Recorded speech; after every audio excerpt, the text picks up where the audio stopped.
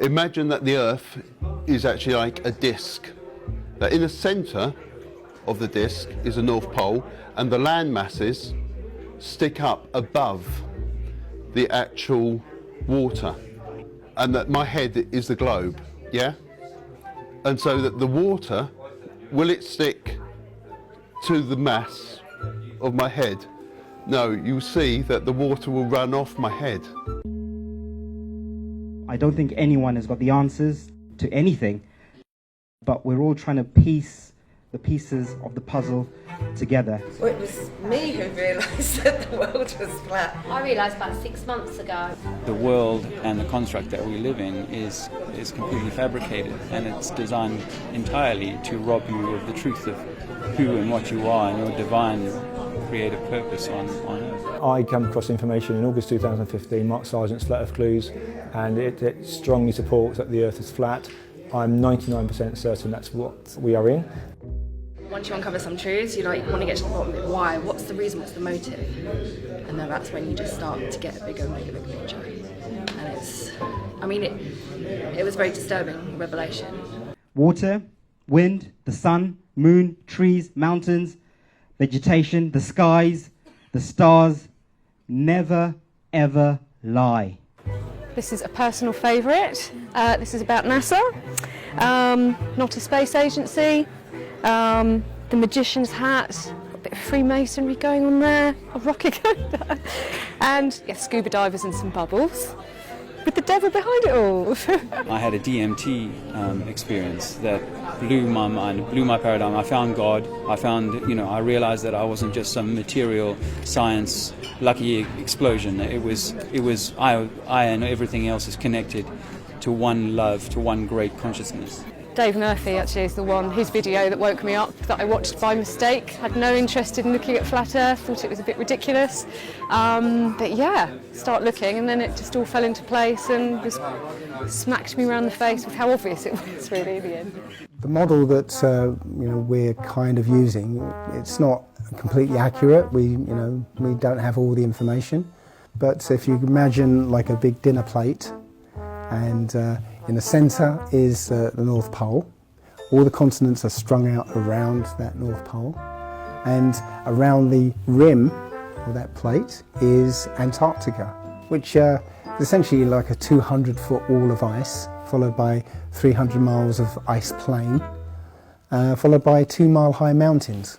The simplest explanation tends to be the truth, and the simplest explanation is that when we look at the sea, it's flat. The Earth is a flat plane in there, and it runs in the center, in the middle. The Earth is divided at the moment into 4 different rings of land. Many birds during winter are said to fly north. Where are they flying? Where are they going when these birds go north? Perhaps they are flying to this northern no man's land of Lintokolinen. I took all this information and said, well, how can I put this into a physical model, into modern day terms, modern day science? And that's what I've done. And I've created something called the geocentric electromagnetic universe, or the cosmic egg theory. I believe we're actually living in like a snow dome. We are seeing evidence of there's a big cover-up about lots of things. Like, for instance, toothpaste, they put in fluoride, which is poison. Yeah, I've done a fair bit of research. It's only on the basic physicality of my own observations. They want to bring in tighter constriction control, like take away the guns. This is what they want to do first, disarm the citizens, and then they're going to bring in the new world order. It's not just my own observations, it's also taking the observations of other people that I've seen on YouTube, etc. You imagine being a prisoner of a prison that you do not know that you are a part of. So basically we all think we're free, but you imagine if we're actually in a world where we are just slaves, but we just don't know we are. That's pretty scary. Once I realized that the Earth was flat, it didn't take me long to start asking, well, if our Earth isn't a spinning ball hurtling through a vacuum of endless space, and outer space is not likely what we've been taught it is, then what on earth is it? No, I believe that some of us should get Nobel Prizes because there are some things that we, as flat earthers, have discovered that the scientific community hasn't told us about. Now, before I reveal and present my cosmic egg presentation, or one of the models tonight, I'd briefly like to explore the nature and anatomy of an egg. I watched most of the Cosmic Egg talk last night. Unfortunately, I don't agree with a lot of the conclusions and stuff. So rather than stay and cause controversy and argue and stuff, I just kind of leave it.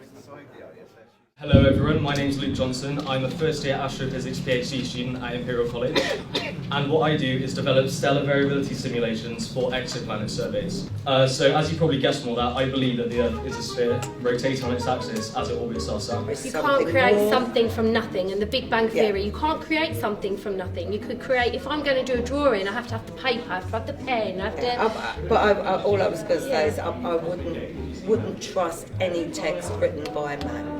While scientific skepticism is healthy and constructive, denialism is the opposite and all too easy to mistake for the other.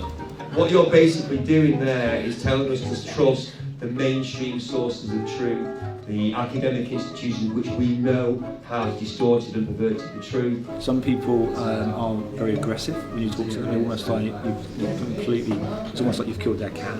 Other people say, you're stupid, I can't believe, you look like you're an intelligent guy, I just can't believe you just said what you just said. A theory is not just an idea. A theory is an idea backed by evidence that has predictive value. My children, 16 and 18-year-old, they've been so indoctrinated by the system, it's hard for them to see outside of the Bohr paradigm still. My sisters and my father, they think I've lost my mind. My friends think I've gone crazy. My closest friends were talking about having me some committed or whatever. I must have lost my mind to be saying all this crazy stuff. Maintaining a constant altitude around a massive circular surface. But you're still assuming is going to be... that's not. I think some people have been betrayed, or feel betrayed by governments or people in their lives, and I think some people have just dropped too much acid. Is it conceivable that the observable natural egg reproductive system in humans could be a mirror reflection of the cosmic egg system of our universe?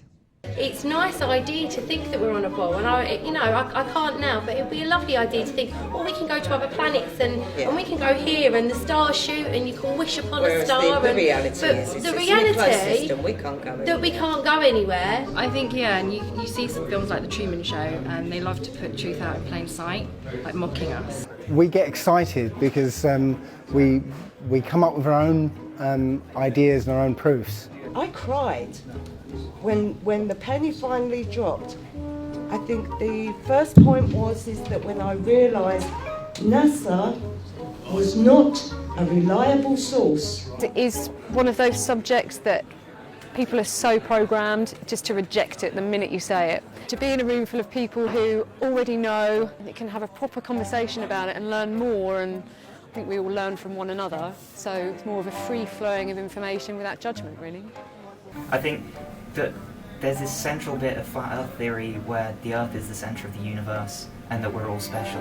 You don't need anyone else to guide you. You can look to yourself as your primary guide. And that's where I've changed, because I was looking to the government, looking to this, looking there for the answers. Now I try and trust myself so much more.